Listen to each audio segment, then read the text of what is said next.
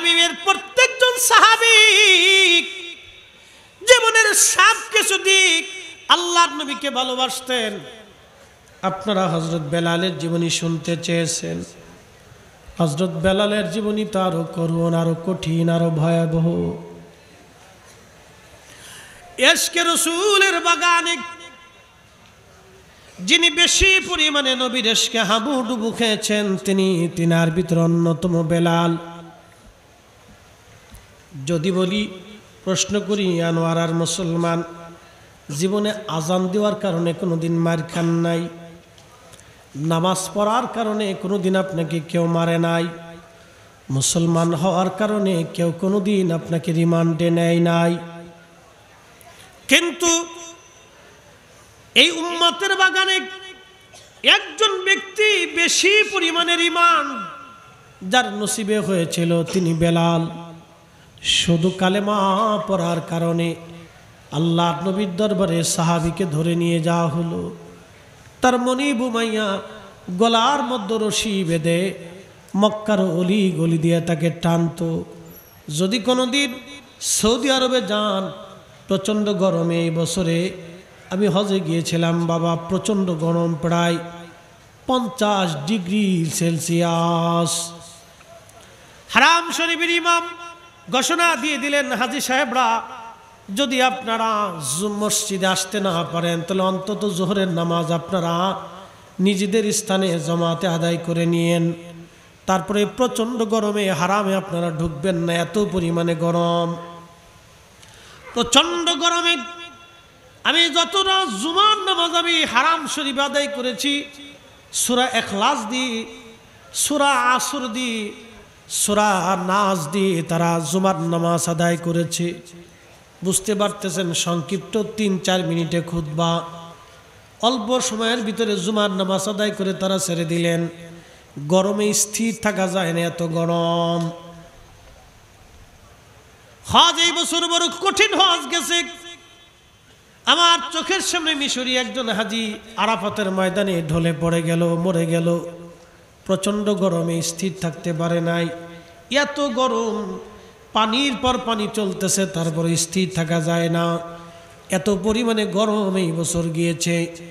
অনেকের শরীর পুড়ে গেছে, লু হাওয়া, প্রচণ্ড গরমে জিহ্বা পর্যন্ত শুকায় যায়, কলিজা পর্যন্ত শুকায় আসে গরমে। এই গরমের ভিতরে বেলাল রাদিয়াল্লাহু আনহুকে মরুভূমির ভিতরে নিয়ে হাত পা গুলি বেঁধে বুকের উপরে পাথর চাপা দিয়ে কাফেররা রেখে চলে আসতো। আমি ওই দিন আরাফাতের মাঠে দাঁড়ায় দাঁড়ায় চিন্তা করলাম, আহারে সাহাবী রাসূলরা কত বড় কষ্ট করেছিলেন এই জীবনে। সাহাবীদের কথা চিন্তা করি। আজকে আধুনিক রাস্তা টাইলস করে দেওয়া হয়েছে, পাকা করে দেওয়া হয়েছে, ঘন ঘন পানি আমরা খেতে পারি, জায়গায় জায়গায় পানির ব্যবস্থা। ও দেশের মানুষেরা হাজিদের খাবারের জন্য পানি ট্রাক ভরে ভরে নিয়ে আসছে। সেই দিন সাহাবীদের কত কষ্ট হয়েছে দিনের জন্যে। এই দিন কায়েমের জন্যে সাহাবীদের ত্যাগের কোনো শেষ ছিল না। আনোয়ার মুসলমান, হযরত বেলালকে মরুভূমির ভিতরে এইভাবে বেঁধে রেখে আসা হতো। প্রচণ্ড লু হাওয়া, গরমে তার জিহ্বাগুলি, কলিজাগুলি শুকায় যাইতো, পানি দেওয়া হতো না। মরুভূমির ভিতরে প্রচণ্ড গরম কি জিনিস যদি না যাবেন বুঝবেন না। এত প্রচণ্ড গরম, শুধু হুশ ফিরে আসলে বেলাল বলতেন, আহাদ আহাদ, আল্লাহ এক, আল্লাহ এক, আল্লাহ এক, কুল হুয়াল্লাহু আহাদ, আল্লাহুস সামাদ, লাম ইয়ালিদ ওয়া লাম ইউলাদ ওয়া লাম ইয়াকুল লাহু কুফুয়ান আহাদ। তুমি রহমান, তুমি মেহেরবান, বলেন তুমি রহমান, তুমি মেহের। অন্ধ গাহে না শুধু তোমারি গুণগান, অন্ধ গাহে না শুধু তোমারি গুণগান, বুঝেও বুঝে না তব শান, তুমি রহমান তুমি মেহেরবান। বলেন তুমি রহমান তুমি মেহেরবান। সালাতুন ইয়া রাসূলুল্লাহ,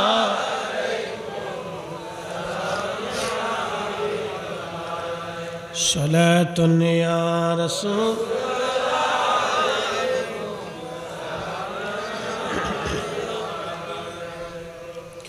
এইভাবে দীর্ঘদিন হযরত বেলাল রাদিয়াল্লাহু আনহুকে অত্যাচার করা হলো, রিমান্ড দেওয়া হলো, কিন্তু একটাই বাক্য বেলাল বললেন, মনিব মরে যাব, ঈমান যাবে না। হযরত আবু বকর বলেন, ইয়া রাসূলুল্লাহ, বড় কষ্ট হয়, একজন নিগ্র কৃতদাসকে এইভাবে অত্যাচার, মক্কার কোনো মানুষ প্রতিবাদ করে না। আল্লাহর নবী বললেন, আল্লাহর হাবিব বললেন, আবু বকর তুমি তাড়াতাড়ি যাও, বেলালকে মুক্ত করে নিয়ে মুক্ত বাতাসে ছেড়ে দাও। হযরত আবু বকর অনেক পয়সা খরচ করে বেলালকে কিনে এনে আজাদ করে দিলেন।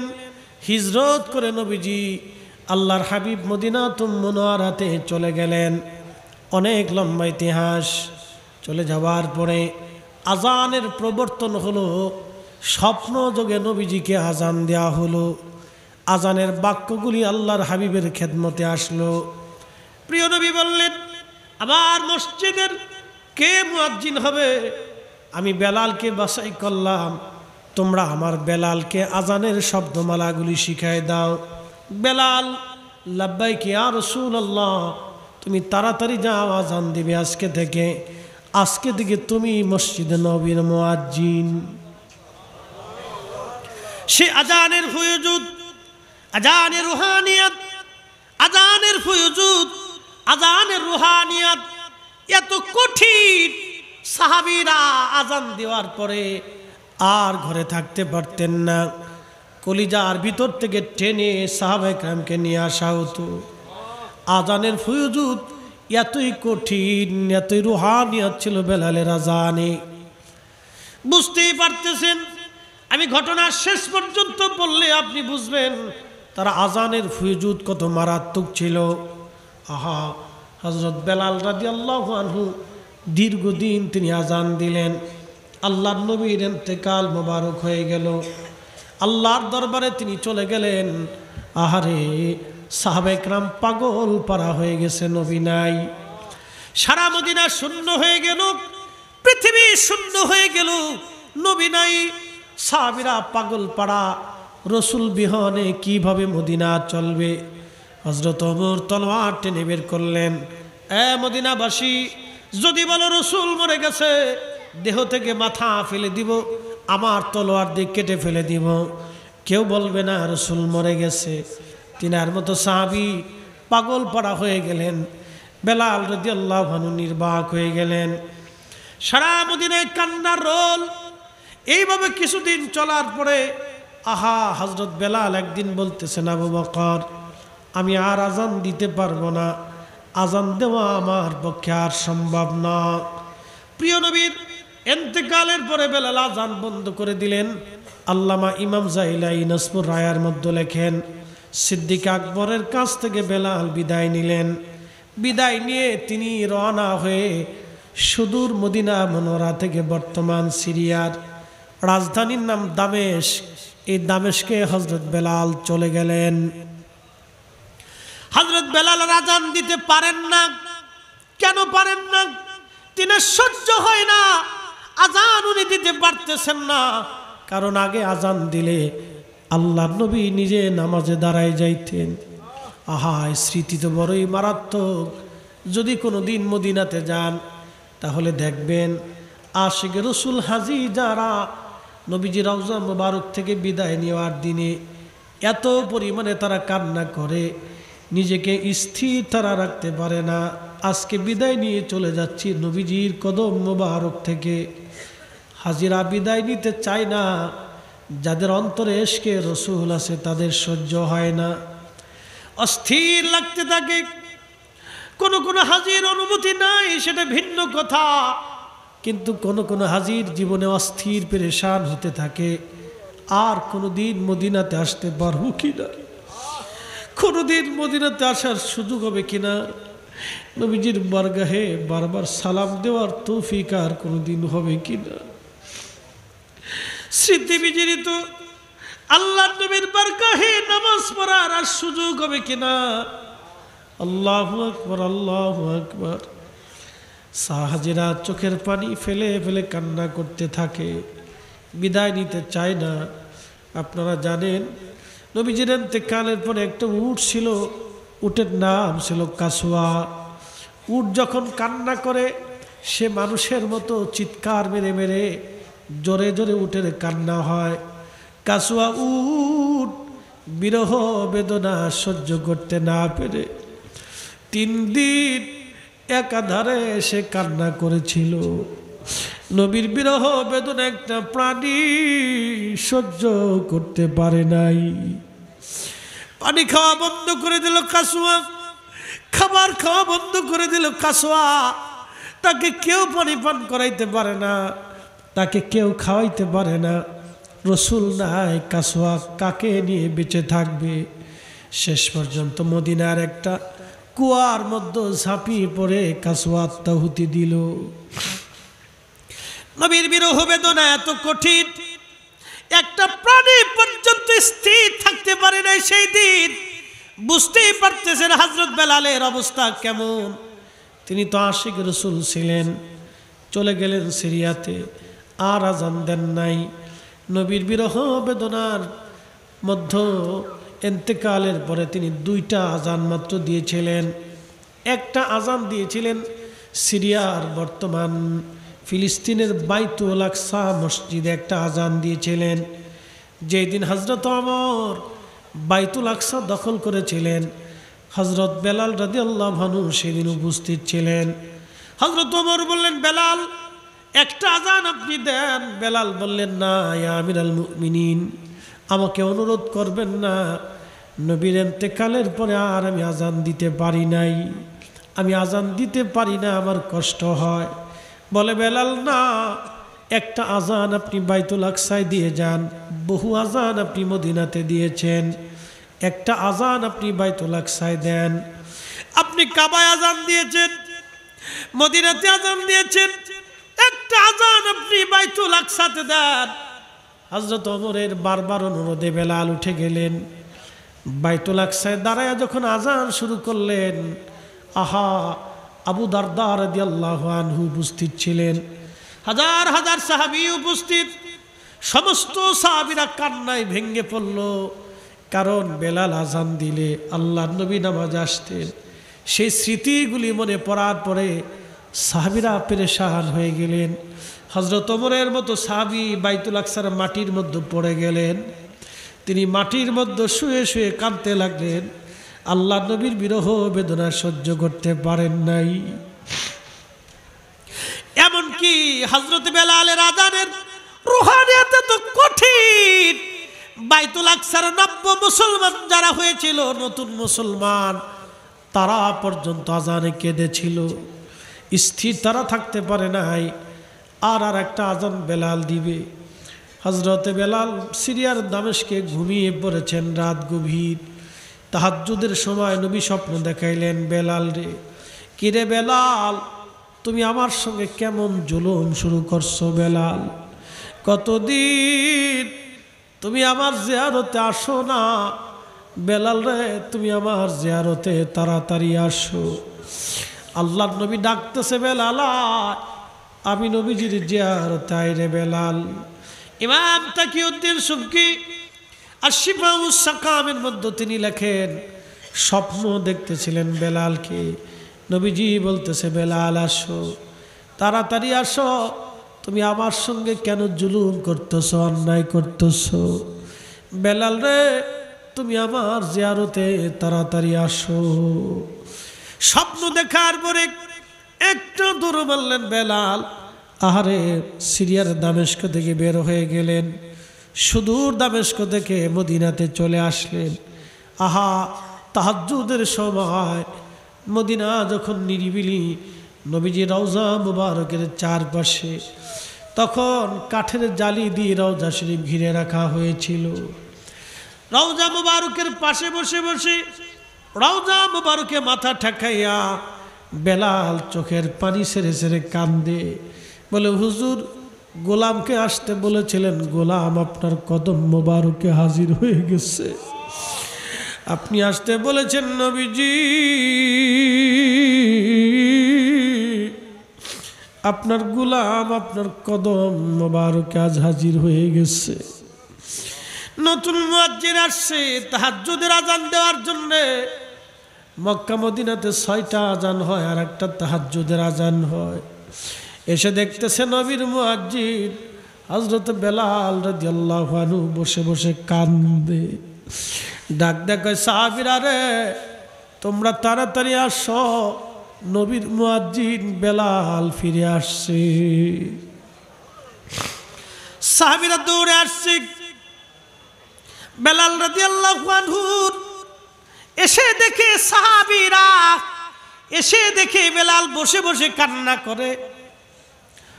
সাহাবীরা বললেন, বেলাল রে, আজান দাও, কতদিন হলো তুমি আমাদেরকে আজান শোনাও না। বেলালের একটা নিয়ত ছিল, নবীর ইন্তেকালের পরে আর তিনি কখনো আজান দিবেন না। তিনি এই ইচ্ছা করে চলে গেলেন, আর তিনি আজান দেন নাই, কিন্তু তিনি আজান দিতে চান না। সাহাবীরা বারবার অনুরোধ করলেন, কারণ তিনার একটা ইচ্ছা, আমি কারে আজান শোনাবো, কে আমার আজানে নামাজ পড়াইতে আসবে, কে আজ ইমামতি করবে বলো, আমি কাকে আজান শোনাবো। আজান দিতে গেলে হযরত বেলাল নিজেকে স্থির রাখতে পারতেন না। রসুল বিরহ বেদনা এতই মারাত্মক, প্রেমের বেদনা এতই বিষাক্ত, প্রেমের বিরহ বেদনা এতই মারাত্মক, বেলাল নিজেকে স্থির রাখতে পারতেছেন না।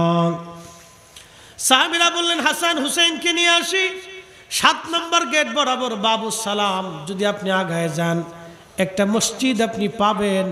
এটা মসজিদ না, এটা ছিল হযরতে আলী রাদিয়াল্লাহু আনহুর বাড়ি। এই বাড়িতে হাসান হুসেন থাকতেন। সাহাবায়ে কেরাম ওখান থেকে চলে গেলেন, ইমাম হাসান হুসেনকে ডেকে নিয়ে আসছেন। ইমাম সুবকি রাহিমাহুল্লাহ লিখতেছেন, ইমাম হাসানকে দেখতে নবীজির মতো দেখা যাইতো, নানার চেহারা পাইছিলেন, ইমাম হুসাইনও নানার সৌন্দর্য পেয়েছিলেন। দুই ভাই দৌড়ে আসছে। হযরত বেলাল এতক্ষণ রওজা শরীফে বসে বসে কান্না করতেছিল। ইমাম হাসানকে দেখার পরে তিনি উঠে আসলেন। ইমাম হাসানের বুকের মধ্যে মাথা ঠেকাইয়া ইমাম হাসানকে জড়িয়ে ধরে তিনি কাঁদতে লাগলেন। একবার ইমাম হুসাইনকে ধরে কাঁদে, আবার ইমাম হাসানকে ধরে ধরে কাঁদতেছিলেন। এমন সময় ইমাম হাসান ডাক দিয়ে বললেন, নানার মুয়াজ্জিন, কতদিন হলো এই মসজিদে আপনি আজান দেন না, কতদিন হলো আমরা আপনার কণ্ঠের আজান শুনি না। আজকে আপনি মিনারায় যান, আজকে আমাদেরকে আজান শোনাবেন, আজকে আপনি আজান দিবেন। ইমাম হাসানের কথা শুনে হযরত বেলাল আর স্থির থাকতে পারেন নাই। যেই মহিলার ছাদের উপরে দাঁড়ায় বেলাল আজান দিতেন, সেই ছাদের সিস্টেম করে এখনো মসজিদে নববীতে ওই জায়গা করে রাখা হয়েছে। আজও ওইখানে দাঁড়ায়া মদিনার মুয়াজ্জিনরা ওইখানে দাঁড়ায় আজান দেয়। যদি মসজিদে নববীর ভিতরে যান, রিয়াজুল জান্নার ডান পাশে পিছনের অংশে দেখবেন সেই জায়গাটা এখনো আছে। ওই ছাদের উপরে দাঁড়াইলেন। ওটা বনু নাজ্জার গোত্রের এক মহিলা সাহাবীর ছাদ ছিল, খুব মজবুত উঁচা ছাদ। বেলাল দাঁড়ায় যখন টান দিছে আল্লাহু আকবার, আল্লাহু আকবার, সারা মদিনার রন্দে রন্দে আজান ছড়িয়ে গেল। সাহাবীরা ঘর থেকে বের হয়, বেলালের কণ্ঠের আজান, কতদিন হলো এই আজানের আওয়াজ ভেসে আসে না। ঘর থেকে বের হয়ে দৌড় মারছে, আল্লাহু আকবার, আল্লাহু আকবার। সারা মদিনায় আজানের আওয়াজ ছড়িয়ে গেছে। মহিলারা পর্যন্ত বাচ্চা কাচ্চা নিয়ে দৌড় মারছে। বেলাল আজান দিচ্ছে আজকে। আবার যখন বেলাল বলে না আশহাদু আল্লা ইলাহা ইল্লাল্লাহ, মহিলাদের ঘর থেকে বের হয়ে বাচ্চারা, শিশুরা, বৃদ্ধরা সবাই বের হয়ে আসতেছে। সবাই কান্না করে। ইমাম সুবকি রহিমাহুল্লাহ লিখতেছে, মদিনাতে এমন পরিমাণে কান্নার রোল পড়ে গেল, মদিনার শিশুরা কান্না করে, বাচ্চারা কান্না করে, মহিলারা কান্না করে। শুধু একটা আওয়াজ আসতেছিল, নবী কি ফিরে আসছেনি? বলো, রসুল কি ফিরে আসছেনি? আল্লামা ইমাম কিরমানি শারহে বুখারীর মধ্যে তিনি লিখতেছেন, একটা আওয়াজ বেশি আসতেছিল, রসুল কি ফিরে আসছেনি? রসুল কি ফিরে আসছেনি? রসুল কি ফিরে আসছেনি? সারা মদিনায় কান্নার রোল, নবী কি ফিরে আসছেনি? রসুল আসছেনি? এত পরিমাণে কান্না বেড়ে গেল, সারা মসজিদে নববীর চারপাশে মানুষে ভিড় জমে গেল। বেলাল যখন আশহাদু আন্না মুহাম্মাদার রাসূলুল্লাহ বলে চিৎকার দিয়ে টান দিলেন, বেলালের আজানের ফয়জত রুহানিয়াত এতই কঠিন। ইমাম তাকিউদ্দিন সুবকি আর শিফাউস সাকামের মধ্যে লিখতেছেন, মদিনার মাটিগুলি থরথর থরথর করে কেঁপে উঠল। চিৎকার মেরে বলেন আল্লাহু আকবার। পৃথিবীতে কারো আজানে মানুষ মাটি কাঁপে নাই, পৃথিবীতে ভূমিকম্প হয় নাই। বেলালের আজানে সেই দিন পৃথিবীতে ভূমিকম্প হয়েছিল, মাটি পর্যন্ত থরথর করে কেঁপে উঠল। বুঝতে পারতেছেন সেই দিন হালত কি হয়েছিল মদিনার? মদিনার মাটি পর্যন্ত আজানের এসকি বিরহ বেদনার সুরে মদিনার মাটি পর্যন্ত স্থির থাকতে পারে নাই। বলে হুজুর এটা কেমন? আমি বলি, ব্যাখ্যা দেই।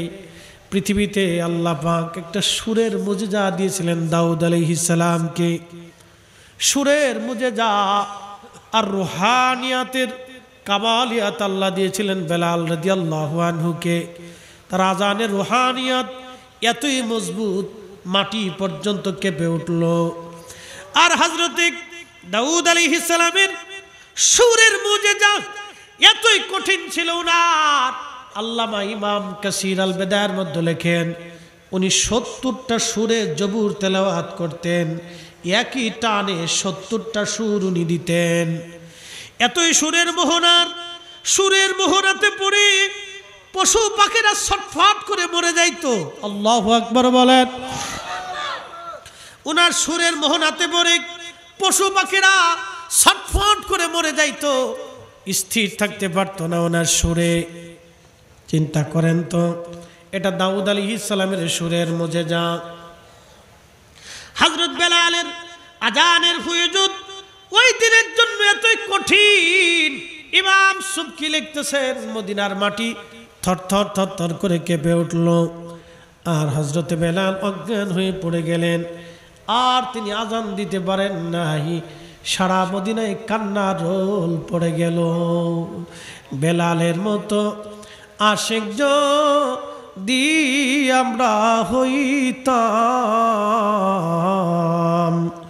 এ দুনিয়ায় নবীর দেখা পাইতাম, এ দুনিয়ায় নবীর দেখা পাইতাম। সালাতুন ইয়া রাসূলুল্লাহ আলাইকুম, সালামুন ইয়া হাবিবাল্লাহ। সাহাবী রাসূল এইভাবে নিজেদের দিলগুলি উজাড় করে দিয়ে রাসূলকে ভালোবাসতেন। আমাদেরকে সেইভাবে ভালোবাসতে হবে, দিল দিয়ে ভালোবাসতে হবে, অন্তর দিয়ে ভালোবাসতে হবে। আল্লাহর নবীর সাহাবী বেলাল রাদিয়াল্লাহু আনহু হুঁশ ফিরে আসলো। রওজা শরীফে যে দাঁড়ায় দাঁড়ায় কান্দে, বলে হুজুর আমি আসছিলাম, আমি আজান দিয়েছি, ইয়া রাসূলুল্লাহ গোলাম হাজির হয়েছিল, বিদায় নিচ্ছি, বেলাল রাদিয়াল্লাহু আনহু বিদায় নিয়ে চলে গেলেন। ওই বিরহ বেদনা সারা জীবন ওনার কোনো দিন যায় নাই। নবীর বিরহ বেদনা কোনো দিন ওনার যায় নাই। ওইভাবেই তিনি সিরিয়ার দামেস্কে ইন্তেকাল করলেন। আহা, সিরিয়ার দামেস্কে ওইভাবে বিরহ বেদনা নিয়ে থাকলেন, আর তিনি মদিনায় ফিরে আসেন নাই। কারণ ছিল একটাই, মদিনাতে আসলেই ওনাকে আযান দিতে বলবে সবাই, কিন্তু উনি তো সেটা পারতেছেন না। কারণ প্রেম বিরহ এতই মারাত্মক, এটা আমি আপনাকে ভাষায় প্রকাশ করতে পারবো না। একমাত্র আশিক রাসূল ছাড়া নবীর বিরহ বেদনা কেউ বুঝবে না। প্রেম বিরহ এতই মারাত্মক, আশিক ছাড়া কেউ বুঝে না। কি কথা বলেন, ঠিক কি না? আল্লাহ বানাইলেন কত জাতি, হইল না তার প্রেম প্রীতি। আল্লাহ বানাইলেন কত জাতি, হইল না তার প্রেম প্রীতি। অবশেষে মানুষ বানায়, অবশেষে মানুষ বানায় প্রেমের কারণে। প্রেমের ডোরি বান্দরে মদিনার শনে, তোমরা প্রেমের ডোরি বান্দরে মদিনার শনে। আল্লাহুম্মা সাল্লি আলা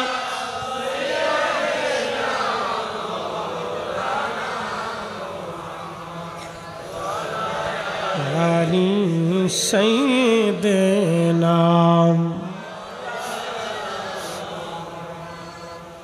এই যে আল্লাহর হাবিবের মোহাব্বত, এটা আলাদা একটা বিষয়, এটা সবার নসিবে হয় না। এই যে আপনাদেরকে একটা প্রশ্ন করি, সারা বাংলাদেশে অনেক মসজিদ আছে, সব মসজিদে কি এরকম মাহফিল হয়? কথা কন না কেন? হবে? বাংলাদেশে হাজার হাজার মসজিদে এরা কিছু বুঝেই না।